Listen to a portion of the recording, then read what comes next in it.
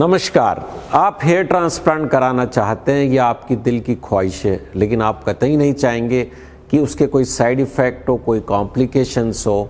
तो मैं आज आपको हेयर ट्रांसप्लांट में क्या क्या कॉम्प्लिकेशंस हो सकते हैं, क्या ट्रबल आ सकती है और कितने होते हैं, उसके बारे में एक मैं जानकारी देने चाह रहा हूँ।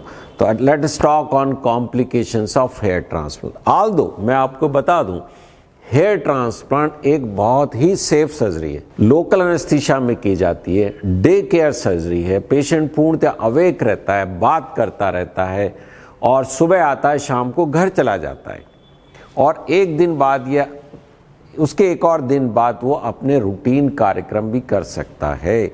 तो कॉम्प्लिकेशन, फैटल कॉम्प्लिकेशन ऑलमोस्ट निल है।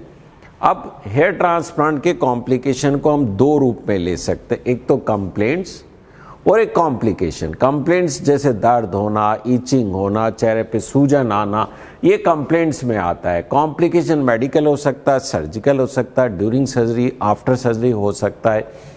तो हम बात करते हैं सबसे पहले कॉमन कंप्लेंट्स की, जो टेम्परेरी होती है और कुछ समय रहती है, they are not very serious. तो सबसे इंपॉर्टेंट आती है शुरू में ईचिंग। ईचिंग का मुख्य कारण क्या होता है? जिस सिर को हम डेली धोते हैं और कई बार हमने नोट किया कि सुबह से शाम तक हमने सिर नहीं धोया, मान लो किसी को, तो शाम को हमारे सिर में ईचिंग होने लगती है। तो इसमें जो हेड वॉश है हेयर ट्रांसप्लांट में, प्रायः 3 या 4 दिन बाद एडवाइस किया जाता है। तो ऐसे में ईचिंग एक कॉमन कंप्लेंट है जो सेटल हो जाती है। फिर दर्द, प्रायः एफयूई टेक्निक से जब करते हैं तो उसमें दर्द नेग्लिजिबल होता है। एफयूटी में कुछ केसेस में पेन हो सकता है, पीछे यदि सर्जन वाइड स्ट्रिप लेता है तो उनके अंदर थोड़ा पेन हो सकता है, but now days the technique है सो मच रिफाइंड कि पेन ऑलमोस्ट नेग्लिजिबल होता है। इडिमा, सूजन से लोग काफ़ी डरते हैं, तो मैं सूजन के बारे में आपको बता दूं कि हेयर ट्रांसप्लांट के बाद में अक्सर सुनने में आया है कि मेरा चेहरा फुटबॉल जैसा हो गया था, मुंह फूल गया था। तो दोस्तों मैं बताऊं कि एडिमा क्या है, कितना चिंतित होना चाहिए और क्यों होना चाहिए। ये जो एडिमा होता है ड्यूरिंग हेयर ट्रांसप्लांट, हम यहाँ पर सलाइन इन्फिल्ट्रेट करते हैं जिससे स्कैल्प एक्सपेंड हो जाता है। एक्सपेंड हो जाने से उसके अंदर ज़्यादा ग्राफ्ट डाल सकते हैं और डेंसिटी बढ़ाते हैं। यदि हेयर ट्रांसप्लांट के बाद आप चेहरा डाउन रखते हैं या ज़्यादा मोबाइल देखते हैं या मुंह के बल सो जाते हैं, तो यहाँ जो सलाइन भरा था वो सारा चेहरे पे आ जाता है। थर्ड डे फोरहेड पे आता है, आईलिड्स पे आता है, अपर लोअर फिर चीक पे आता है। ये सूजन एक मैकेनिकल सूजन है। अतः हेयर ट्रांसप्लांट के बाद में सर्जन आपको एडवाइस करता है कि आप सीधे छत की तरफ देखते हुए सोएं। कई सर्जन यहाँ पर एक पट्टी बांधते हैं, एक बैंडेज टाइप की देते हैं, यहाँ पर हेड बैंड जिसे बोलते हैं वो भी लगाते हैं, कोई इलास्टोप्लास्ट लगाते हैं। तो तमाम प्रकार की चीज़ें की जाती है और ये जो सूजन है वो मैकेनिकल है, चिंता होने वाली बात नहीं है। फिर उसके बाद में अनकॉमन कॉम्प्लिकेशन के अंदर जो आते हैं ग्राफ्ट डिसलॉजमेंट, कि आपको ग्राफ्ट लगा है हेयर ट्रांसप्लांट में, वो गलती से आप कहीं टकरा गए, हाथ चला गया, तो ग्राफ्ट लगाया था शुरू के 2-3 दिन वो कच्चा होता है, वो निकल जाता है। निकल जाएगा तो ब्लीडिंग होगी, जिसे आप दबाएंगे तो ब्लीडिंग रुक जाएगी। हिक्कप, हिक्कप बहुत ही कम लोगों में होता है, हिचकी आना। उसके लिए या तो सेटल हो जाता है और नहीं होता है तो एक टैबलेट होती है, लार्जेक्टिव सर्जन है वो आपको एडवाइस कर देंगे। और हाइपो या हाइपर एनेस्थीसिया, जिस एरिया से ग्राफ्ट निकाले गए वहाँ पर कुछ एरिया में सुन्नपन हो सकता है या ओवर सेंसिटिविटी होती है, तो उसका आंसर हम सबको देते हैं कि उस एरिया में आपको मसाज करने। फिर आता है फॉलिकुलाइटिस। यस, ये थोड़ी आपको चिंता कर सकती है, इसको एलर्जिक फॉलिकुलाइटिस भी हो सकती है, इन्फेक्टिव फॉलिकुलाइटिस भी हो सकती है। तो उसके लिए आप सर्जन से कांटेक्ट करें, लेकिन ये डेंजरस कॉम्प्लिकेशन नहीं है, ट्रीटेबल है। अक्सर तो ये ऑटोमेटिक कंट्रोल हो जाती है। अब आते हैं हम दूसरे मेडिकल प्रॉब्लम्स ड्यूरिंग सर्जरी, की सर्जरी कर रहे हैं उस दौरान वाजोवेगल सबसे इंपॉर्टेंट है। वाजोवेगल जैसे चक्कर आना, आप कई बार झूले में बैठते हैं या कोई ऐसी घटना देखते हैं, रोड पे एक्सीडेंट देखते हैं, ब्लड बह रहा होता है, या कोई कभी ब्लड टेस्ट के लिए गए और आप खड़े हैं तो आपको चक्कर आ जाता है, उसे वाजोवेगल कहते हैं। लेकिन सर्जन या डॉक्टर जो है आपका, उसको मैनेज करना आता है अच्छे से और ये तुरंत मैनेज कर लिया जाता है और ये कोई मेजर कॉम्प्लिकेशन नहीं है, मैनेजेबल है। कुछ लोगों को उस दौरान ब्लड प्रेशर बढ़ सकता है। मान लो मरीज का हाइपरटेंशन का पेशेंट था, उसने दवा नहीं ली तो ब्लड प्रेशर बढ़ जाए, जो दवाइयों का उपयोग कर रहे हैं उसका कोई रिएक्शन हो जाए, ये हार्ट की कोई प्रॉब्लम हो जाए। इन सारे कॉम्प्लिकेशंस जो किसी भी ऑपरेशन में किसी भी वक्त भी हो सकते हैं, इनकी इंसिडेंस हेयर ट्रांसप्लांट के दौरान बहुत बहुत ज़्यादा कम होती है। फिर उसके बाद में आता है सर्जिकल कॉम्प्लिकेशन। सर्जिकल कॉम्प्लिकेशन में ड्यूरिंग सर्जरी करने के दौरान हेयर ट्रांसप्लांट की सर्जरी होने के कारण सर्जिकल कॉम्प्लिकेशन क्या हो सकता है? Severe bleeding. ऐसा होता ही नहीं है प्रायकर, it is not there at all usually. I don't know, कुछ मेजर ब्लड वेसल जो यहाँ पर होती नहीं है, रेयर कंडीशन के अंदर ये कॉम्प्लिकेशन होता है तो सर्जन उसको मैनेज करता है। आफ्टर सर्जरी सर्जिकल कॉम्प्लिकेशन के अंदर सबसे इंपॉर्टेंट जो होता है वुंड डिसेंस। वुंड डिसेंस ये होता है जिनमें एफ्यूटी किया जाता है, पीछे से चीरा लगता है, पट्टी निकाली जाती है। तो यदि चौड़ी पट्टी ले ली गई और जो उन्होंने टांके लगाए तब स्किन टेंशन में थी तो वो टांके खुल जाते हैं, इसे हम वुंड डिसेंस बोलते हैं। फिर नेक्रोसिस, कुछ एरिया में वहाँ पर चमड़ी काली पड़ गई, मर गई, या इन्फेक्शन, तो ये सर्जिकल कॉम्प्लिकेशन हुए आफ्टर द सर्जरी। अब उसके बाद में मैं आपसे बात करूँगा एस्थेटिक कॉम्प्लिकेशन।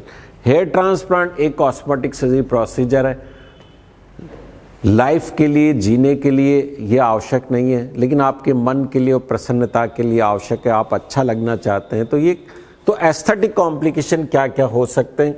सबसे इंपॉर्टेंट जो सबसे कॉमन कॉम्प्लिकेशन हेयर ट्रांसप्लांट का है वो एस्थेटिक कॉम्प्लिकेशन आता है। उसमें unsatisfaction in the sense that जो आप चाहते थे वो नहीं हुआ। ये बहुत कॉमन है। उसका कारण क्या है? उसका कारण आपको अच्छी तरह से समझना है कि जहां पर ट्रांसप्लांट किया गया उस एरिया में जो हेयर ट्रांसप्लांट होता है, 10,000 जड़ें जहां होती है वहां पर 2,500 या 3,000 जड़ें लगाई जाती है। मैं अक्सर इसमें कहता हूं कि यहां पर आपको लोन 20 से 25% ही मिलता है। All number of hair which has been lost are not being replaced in the hair transplant. Only 20 to 25% of the hair you get during the hair transplant. So they do not give you the same density which you had, but they give you the coverage. तो यदि आपकी surgeon के साथ में counselling नहीं हुई है, surgeon ने आपको काउंसिल नहीं किया, या सर्जन ने आपको समझाया और उस फैक्ट को आपने नहीं समझा, ये आपके अनरियलिस्टिक एक्सपेक्टेशंस है, तो आपको असंतुष्ट होना स्वाभाविक है। दूसरा आता है कि पुअर ग्रोथ, मतलब आपका जो ग्रोथ है वो पुअर हुई, मतलब ग्रोथ के पूरे रिजल्ट आपको नहीं मिले। जितने बाल लगाए थे, जितने कहे गए थे उतने नहीं लगे, या जितने लगाए गए वो नहीं उगे, तो ये भी एक कॉम्प्लिकेशन है जो कई बार अनट्रेन्ड सर्जन जब करते हैं तो उसका रिजल्ट आता है। अब ये पुअर एस्थेटिक लाइन आप देख रहे हैं, यहाँ पर बाल लगा दिए गए, पीछे से उड़ गए। मैं आपको बताऊं, अक्सर इसमें पेशेंट कहते हैं साहब हमारे तो यहाँ से बाल गए, बस आप तो यहाँ बाल लगा दीजिएगा। ये बहुत कॉमन डिमांड है और वो अक्सर ये राउंड मांगते हैं कि मेरा ऐसा था, आप मेरे को ऐसा कर दो। लेकिन सर्जन को समझना चाहिए, यदि पेशेंट की बात को, क्योंकि उनको नहीं है एक्सपीरियंस, ऐसा ही इस केस में हुआ, आगे यहाँ बाल लगा दिए गए, पीछे से बाल आ गए और वो बहुत ख़राब लग रहा, तो ये बहुत ही बैड कॉम्प्लिकेशन, ऐसा नहीं होना चाहिए। अब हेयर लाइन कैसी होनी चाहिए? ये होनी चाहिए। ये था, मैंने ट्रांसप्लांट किया, ये प्योर एकदम एस्थेटिक लगता है, ऐसा लगता नहीं है कि हेयर ट्रांसप्लांट।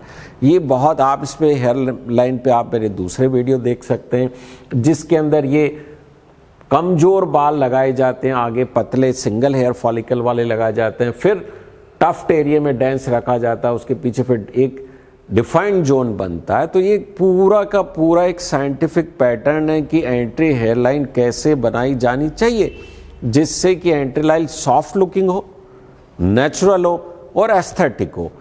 तो ये इसके लिए इंपॉर्टेंट है। हेयर ट्रांसप्लांट सर्जन ने एक्सप्लेन। अब आप ये देखिए क्या कर दिया गया, this looks so horrible. Hairline कैसी बनाई गई, मोटे मोटे बाल लगा दिए, हर बाल अलग अलग डायरेक्शन में जा रहा है, डेंसिटी का कुछ अता पता नहीं।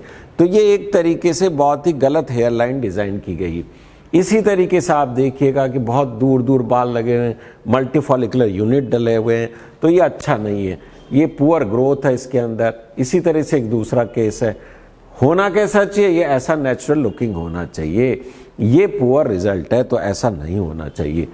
ये अब आप देखिएगा कितना बुरा लग रहा है, ये आगे से मल्टीफॉलिकुलर यूनिट लगे हुए हैं, डेंसिटी का नहीं पता, हेयर डायरेक्शन का नहीं पता, तो ये this is a poor aesthetic result of the hair transplant. This again a poor result. Now this is the necrosis you can see. यदि बहुत ज़्यादा प्रॉब्लम होती है, पेशेंट स्मोकर होता है, कंट्रोल नहीं किया होता, हाई टबैको च्यूअर होता है या ड्रग एडिक्ट होता है और उसको अच्छे से तैयार नहीं किया गया है, या सर्जन ने ज़्यादा ग्राफ्ट डाल दिए या डीप डाल दिए, वेसल की इंजरी हुई, ट्यूमेसेंस ज़्यादा इंजेक्ट कर दिया, तो ऐसा नेक्रोसिस होता है और कई बार अनएक्सप्लेन्ड होता है। Surgeon has taken all the precautions and he has controlled everything before surgery, but some time idiopathic cause से कोई स्किन का छोटा सा नेक्रोसिस हो जाता है, जिससे अपन डील कर सकते हैं। अब आता ओवर हार्वेस्टिंग, ये भी एक बहुत कॉमन कॉम्प्लिकेशन है। अनएक्सपीरियंस सर्जन या टेक्नीशियन या जिनको हेयर ट्रांसप्लांट नहीं आता है या जिनके ट्रांसैक्शन रेट बहुत ज़्यादा है, वो बहुत ज़्यादा बाल निकाल लेते हैं, ग्रो कम होते हैं क्योंकि निकालने में इंजरी ज़्यादा होती है। तो 2000 ग्राफ्ट चाहिए थे, 4000 निकाले तो 2000 आपको मिले, ऐसे में डोनर एरिया पूरा खाली हो जाता है। तो ये ओवर हार्वेस्टिंग है, ये मेरी नज़र में अगेन एक बड़ी गलती है। ये मेरे यहाँ की गई स्टडी है, 11 साल के अंदर जितने 2896 जो हेयर ट्रांसप्लांट हुए, एक एक पेशेंट का मैंने रिकॉर्ड किया गया, कोई भी मेजर कॉम्प्लिकेशन, कोई भी लाइफ थ्रेटनिंग कॉम्प्लिकेशन, कोई भी मेरे ऐसा कोई कॉम्प्लिकेशन नहीं हुआ। ये सारे डाटा, ये अभी पेपर मेरा पब्लिश हो चुका journal of plastic surgery journal के अंदर, आप चाहें तो वो आप पेपर पढ़ सकते हैं। प्लास्टिक सर्जरी की जर्नल है, double blind pair review journal, उसमें मेरा कॉम्प्लिकेशंस इन हेयर ट्रांसप्लांट में अभी पेपर पब्लिश हुआ है। So no major complications are there during the hair transplant. आपके लिए बहुत इंपॉर्टेंट है कि जिससे आप अपना हेयर ट्रांसप्लांट कराने उस सर्जन को आप चुने, उसकी क्वालिफिकेशंस देखें, उसके एक्सपीरियंस को देखें, उसके पेशेंट्स के टेस्टिमोनियल को देखें।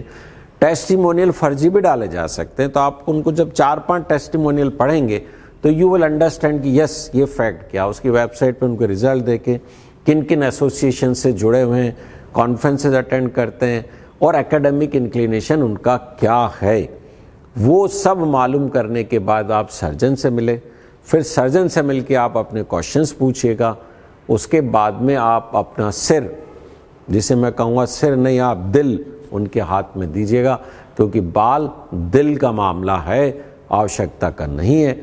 अतः आपको पूरा सोच समझ करके आपको हेयर ट्रांसप्लांट सर्जन को चुनना चाहिए।